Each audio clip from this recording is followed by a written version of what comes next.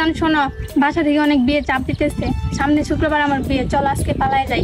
আরে তোমার বিয়ে, এটা তো খুশির খবর, দাওয়াত খাইতে পারাম।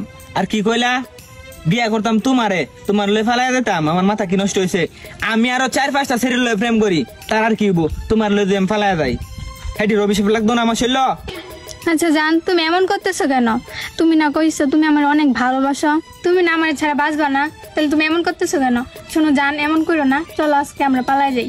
এই আমার মাথা নষ্ট হয়েছে, তোমার লয়ে আমি পালাই যাই। এইসব ডায়লগ প্রেম করলে দেনই লাগে, আমার বাহিরের কি হবো, তোমার লয়ে যে ফালাই যাই।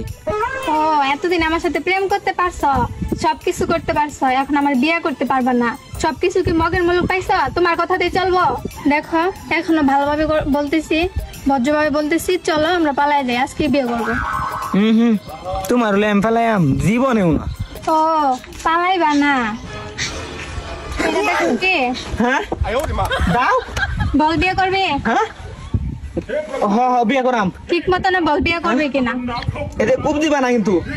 তাহলে ভালো করে বল বিয়ে করবে কিনা। বিয়ে করাম। তাহলে চল আজকে এই মুহূর্তে তুই আমার বিয়ে করবি। হ্যাঁ চল। আরে চল।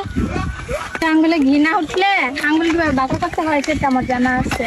তলে তলে মধু খাইবা আর বিয়ের কথা বললে ঝামেলা করবা। চল আজকে তুই আমার বিয়ে করবি। এটা মায়া না ডাহাত আল্লাহ আমার বাসাও কোন সাবজেক্ট করছিলাম, এখন এটা আমার বিয়ে করুন লাগবো। আল্লাহ আমার ভাল্লা।